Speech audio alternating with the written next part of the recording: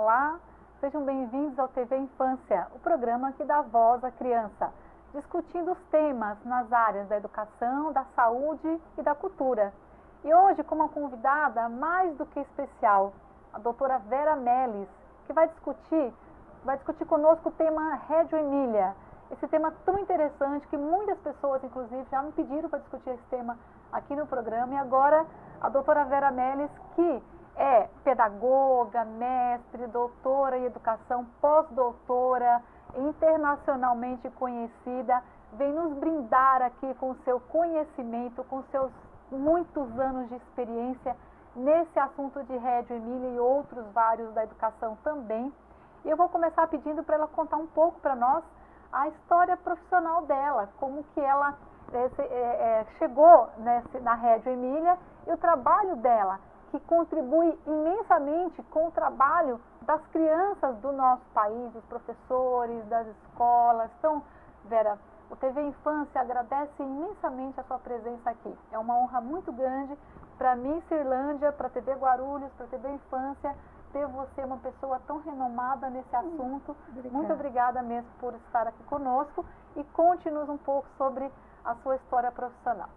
Bem, eu inicialmente quero agradecer, Cirlândia, muito obrigada pelas suas generosas palavras e quero agradecer essa oportunidade de estar compartilhando informações, conhecimentos que a gente pode, inclusive, ajudar a todos os que estão nos assistindo, público em geral, especialmente estudantes, professores que se interessam pela área da educação. A minha vida profissional, ela é marcada por uma trajetória que sempre está ligada à infância. Eu comecei meu trabalho de docência numa escola maternal, o que para mim até hoje é uma referência de trabalho, porque eu já comecei trabalhando no que hoje nós estamos acostumados a ver como referência educacional. Eu tinha uma turma de 57 crianças de 2 a 5 anos. Imagina, uma classe multisseriada com 57 crianças com idades, variadas, interesses, e aí que eu acabo descobrindo uma abordagem que me ajudou muito naquela época, uma abordagem conhecida como High Scope, que trabalhava com cantinhos, que trabalhava com grupos pequenos. A partir daí, a minha paixão pela infância e pelo estudo da criança permeou todo o meu trabalho profissional até então. E da escola maternal eu acabei seguindo e acabei sendo professora da universidade, coordenando o curso de pedagogia, responsável pela inclusão de uma habilitação em educação infantil. E a partir daí, todo o meu estudo, meu mestrado, meu doutorado, meu pós-doutorado tem sido voltado para o estudo da infância e de como nós, professores, podemos organizar melhor a nossa prática para que essa criança possa se desenvolver e aprender. E a partir daí, evidentemente, nesse trabalho profissional, eu tive, durante a docência universitária, um desafio. Eu fui convidada a lecionar numa disciplina chamada Educação Comparada. E aí, o que me obrigou a buscar referências internacionais. Como comparar abordagens, como conhecer metodologias, como conhecer métodos diferenciados na educação infantil. E foi aí, em 1996, que eu conheci Reggio Emília. E essa abordagem fez com que eu tivesse, inclusive, a oportunidade, durante o meu pós-doutorado, de ir conhecer várias vezes, já estive várias vezes na cidade de Reggio Emília, para conhecer e me aprofundar sobre essa abordagem. E foi aí que Reggio entrou nos meus estudos também, E falar de Reggio Children, esta abordagem, é uma abordagem que me entusiasma, que me traz uma sensibilidade à tona, porque é algo fascinante.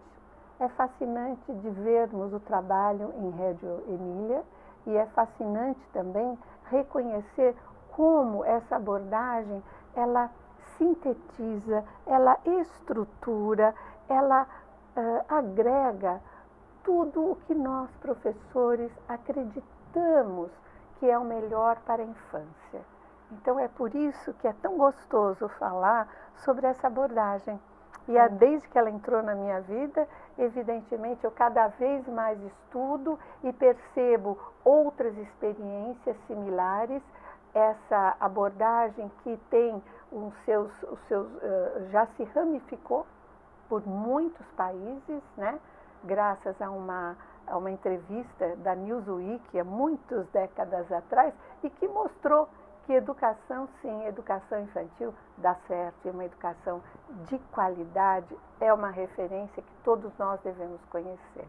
Muito bom, excelente. E hoje eu sou representante do World Forum Foundation aqui no Brasil, já desde 2001, e tenho a oportunidade de aprofundar os meus estudos comparados a cada 2 anos, me encontrando com representantes de 82 países, onde nós trocamos as informações, trocamos os avanços, os desafios, as dificuldades que cada país enfrenta na busca da melhor qualidade para suas crianças. Muito bom, excelente. Vera, eu vou te fazer uma pergunta que eu tenho certeza que vão me fazer depois, porque quem trabalha com pedagogia tem essa curiosidade. Quando você disse que começou a estudar educação comparada, que você tinha numa sala 57 crianças de idades mistas, tinha quantos auxiliares? Como é que funcionava esse ambiente escolar, essa sala de aula com crianças em idade mista, você sendo a responsável? Explica um pouquinho para nós essa questão. É uma fase que eu tenho uma saudade, uma referência, e tenho comigo a clareza daquele ambiente. Era uma sala muito grande, retangular, com muitas janelas, muita luz, muita claridade. Fora nós tínhamos, na parte externa, tinha muita vegetação, plantas, e a sala, eu podia fazer dela o que eu quisesse. Então eu tinha oportunidade de organizar cantos para a montagem dos blocos, o canto da pintura com alguns cavaletes e mesas compridas para que as crianças pudessem ficar em pé ao redor da mesa. E eu agrupava essas crianças, às vezes com idades próximas, mas muitas vezes todos juntos. E hoje nós vemos que isso é uma tendência muito grande na Europa. É a mistura da idade, porque as crianças pequenas aprendem com as maiores. Exatamente. E as maiores adoram ensinar as pequenas. E cuidam. E dão dicas, né? Então, a importância de você misturar a criança de 2, 3, 4 anos para que elas possam conviver.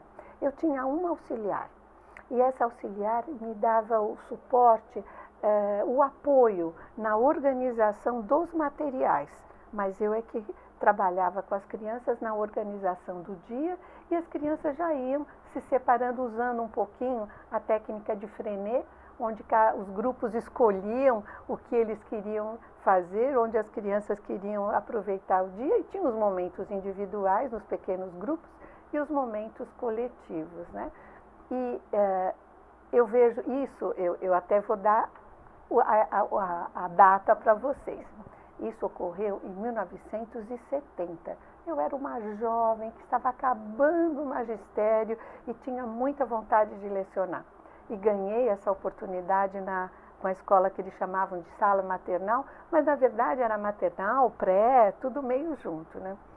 Eu não tinha nenhuma formação em educação infantil, né? Só logo depois eu me matriculei num curso, na minha época tinha um curso de especialização em educação infantil. Olha, e aí eu fui fazer. Deveria ter hoje também, né? Eu acho fundamental, para mim foi fundamental. E aí que eu fui acabando descobrindo.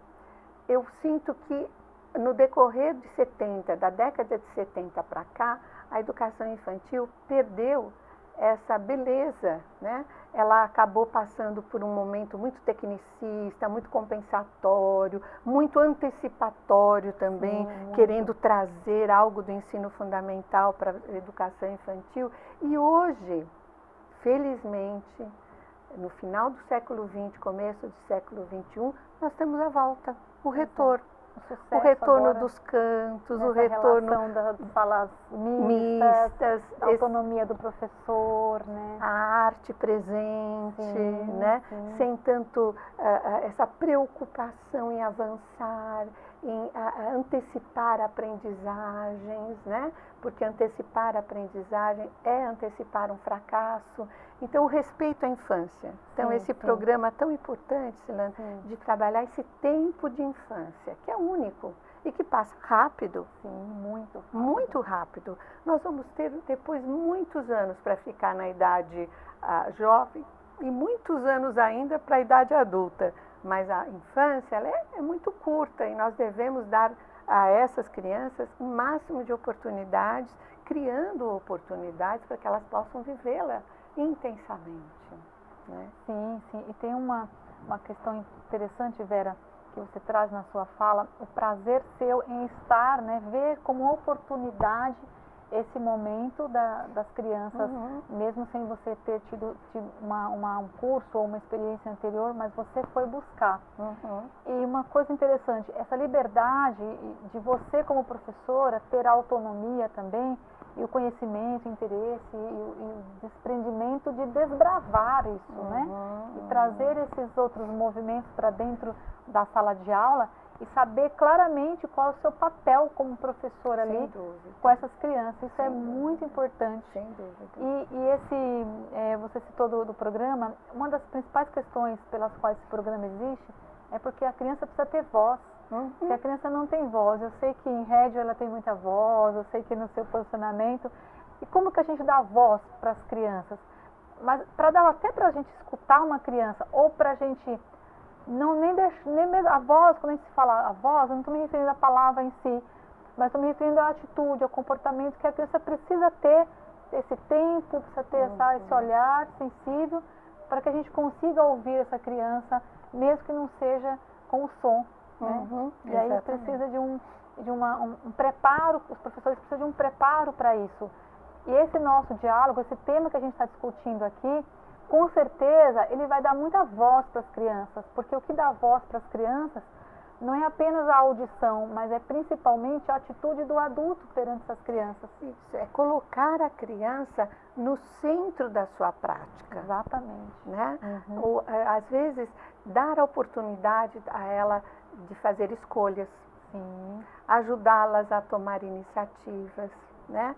A participar em atividades, mas a participar intensamente, interagindo com objetos, com pessoas, expressando o que aprendeu, suas dúvidas, suas descobertas. Quando a gente fala em voz, a gente coloca o adulto no papel de escuta.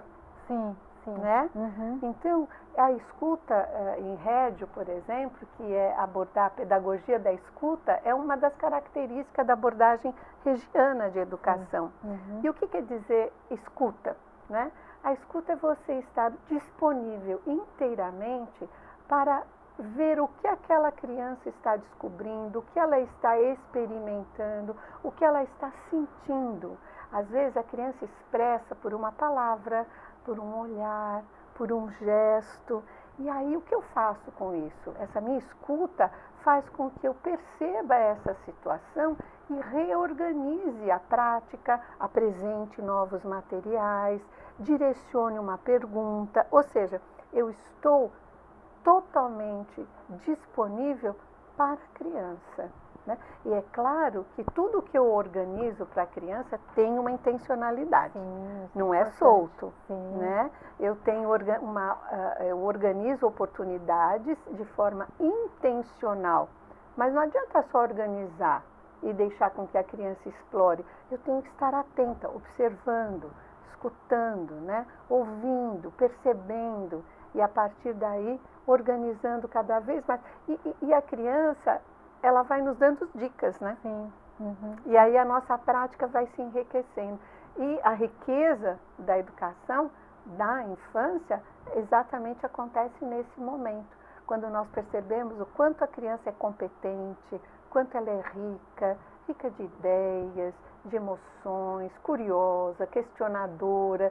E aí quando a gente vê, a gente tem todo um conteúdo que a gente nem percebeu e que a criança mesmo nos deu, através da sua vivência. Muitas vezes a gente observa muito na escola, os profissionais da educação estão muito preocupados com a aplicabilidade das coisas, tem que ser daquele jeito, tem que seguir aquele, tem que alcançar aquele objetivo, e as crianças ficam ali aprisionadas, né, literalmente numa metodologia, aprisionadas num objetivo que é pautado em questões que não têm fundamento para o próprio desenvolvimento da criança.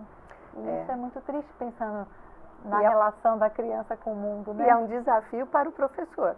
Sim, com Não certeza. é fácil para o professor que está acostumado ou que foi formado para trabalhar nessa metodologia mais centrada nele.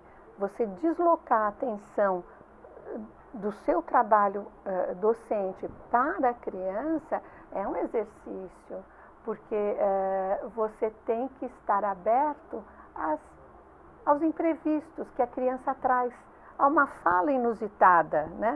Peter Moss tem uma frase que eu gosto muito, que a gente tem que abrir mão e ficar longe das falácias das certezas, porque na hora que a gente observa a criança, a gente tem uma incerteza. Às vezes você se organizou para trabalhar a vida da abelha. Mas a criança descobre que o mel é saboroso. E aí você muda o foco, dá o estudo da abelha para o sabor, né? Para a área mais da alimentícia, né? Para trabalhar o paladar. E aí você muda. E você tem que ter esse tipo de entusiasmo inicialmente, sensibilidade e conteúdo para trabalhar. E aí sim você deu a voz à criança, você escutou. Exatamente. Né? E não falou assim, não é hora de trabalhar isso, né? Não, toda hora é hora. Exatamente, quer dizer, a hora que quem faz é a criança, né? Nessa relação de interesse. E é um desafio muito grande mesmo, Vera, muito grande mesmo.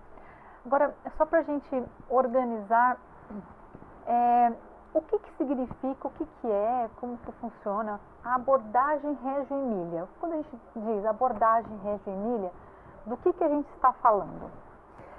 Bem, inicialmente, vamos contextualizar que Reggio Emília é uma cidade que fica no norte da Itália, né? É o nome de uma cidade, e essa abordagem, ela cresce, ela surge nessa cidade, e a partir de um educador, Loris Malaguzzi, que vivia nessa cidade e que pós-guerra trabalhou toda uma organização de um serviço para que a criança tivesse um tempo de infância, mas dentro de uma nova, digamos assim, de uma nova estrutura, através de princípios. Então, quando nós falamos de uma abordagem regiana de educação, que é da cidade de Reggio Emília, né? Inclusive na abordagem nós falamos assim, abordagem regiana de educação, os princípios regianos, para não confundir com o nome da cidade, né? Porque é importante isso, porque a cidade, ela deu nome a essa abordagem.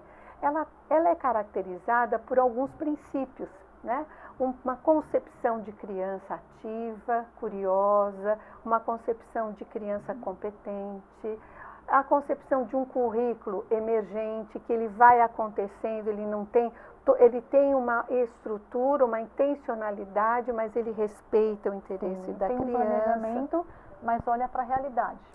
E tem também duas características muito importantes. É a relação da família com a escola, escola e família, né? A escola como um grande laboratório, mas a participação da família é muito importante.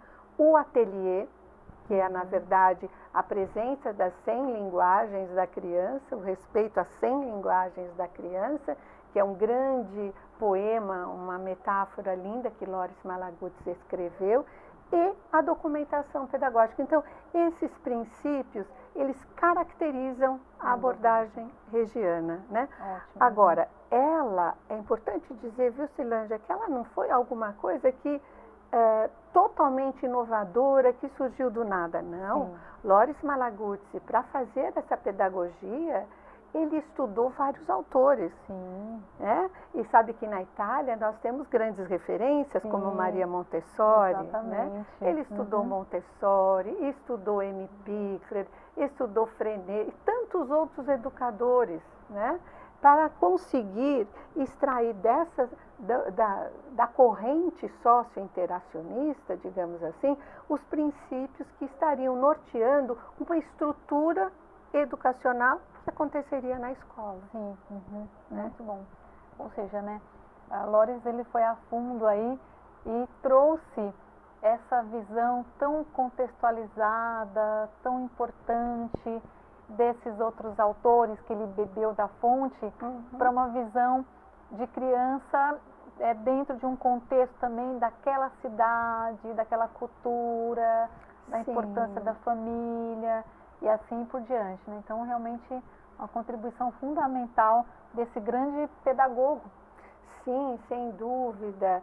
E ele era casado com uma artista plástica que o influenciou na introdução dos ateliês. Né? Curiosidade que eu não sabia, muito bom. Ela influenciou vendo a necessidade de ter um ateliê. Sim, né? Sim. De trabalhar as questões visuais, gráficas, plásticas, né? Sim. Então, no início, e até hoje, toda escola tem um ateliê, tem um espaço reservado para a exploração dessas linguagens. A mulher de Malaguzzi. A mulher de esposa de Malaguzzi, sem dúvida. Vera, nessa abordagem, só para a gente entender melhor, então nós temos os papéis fundamentais. Então, a família, a relação da família, que é muito importante. Enquanto na escola, os papéis que são de ordem, digamos assim, de organização mesmo, estrutural. Então, nós temos um diretor, um coordenador, um professor, um atelierista. Como que funciona essa parte estrutural da escola? Nós temos, a Reggio, ela tem uma situação muito interessante. Até quando as pessoas visitam, ficam muito entusiasmadas. Primeiro porque, quando nós falamos de escola, dentro da educação regiana, o espaço é um dos principais, digamos assim, ícones.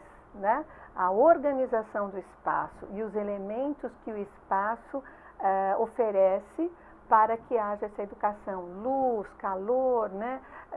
A textura, diferentes pisos, locomoção, ou seja, o movimento que a gente produz, os materiais, principalmente os materiais e os equipamentos. Então, na hora que você entra, você já percebe que o espaço, como diz Loris Malaguzzi, é o terceiro educador. Lindo. Né? Ou seja, a organização do espaço faz com que as crianças também se organizem e aprendam. Né? Por isso, a estrutura administrativa e, digamos, pessoal, ela é bem restrita, ela é enxuta. Né? Nós podemos ter, às vezes, um coordenador responsável pela unidade, né? Ou seja, um professor de referência, nós vamos ter sempre um professor de referência. Vamos ter um atelierista, dentro de Reggio, sim, o atelierista, e vamos ter os educadores de referência para os grupos. Né?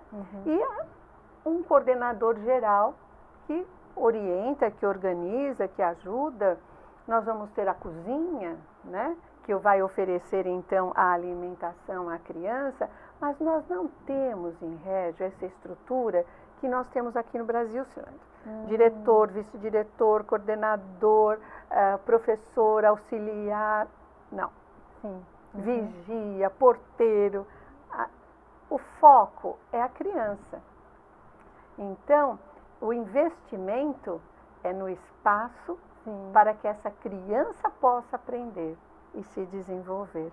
Os materiais, os equipamentos e na formação continuada. Sem dúvida nenhuma, numa abordagem dessa, você concorda comigo, né? Como professoras que somos, que a necessidade da formação continuada é fundamental.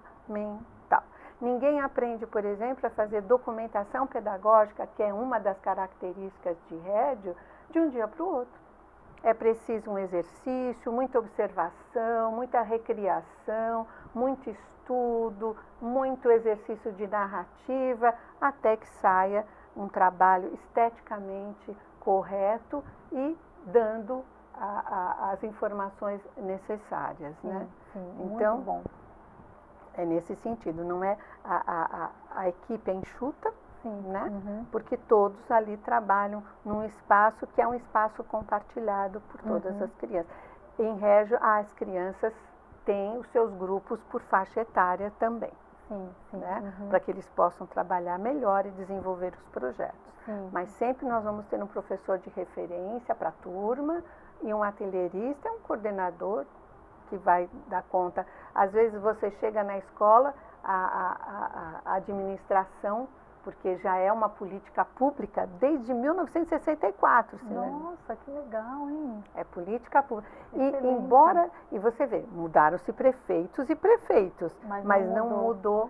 Esse é o nosso grande problema, não é? Muda a gestão, muda tudo. Não. Ao contrário, só vai aumentando a conversa, o diálogo com a cidade. Aprofundando e melhorando vai cada vez aprofundando mais, esse diálogo, criando mecanismos de participação da comunidade, dos munícipes da cidade de Reggio Emília para com a cidade, para com as escolas, desculpa. Então, cada vez mais se fortalece esse vínculo, né? Bom. Essa parceria. Vera, nosso papo está tão gostoso, está tão difícil terminar esse programa, viu? Oh, meu Deus. Mas, infelizmente, nosso tempo já acabou. Ah, que pena. E eu quero te convidar para estar conosco no próximo programa, para dar continuidade a esse tema, Reggio Emília, fundamental, importantíssimo, com certeza vai contribuir muitíssimo com os nossos educadores, pais, com a escola, com a sociedade. Então, Vera, muito obrigada por ter participado. Eu que mais uma vez agradeço. Do TV Infância, obrigada mesmo, viu? E acompanhe no próximo TV Infância, doutora Vera Melis, falando mais da abordagem Reggio Emília. E até o próximo.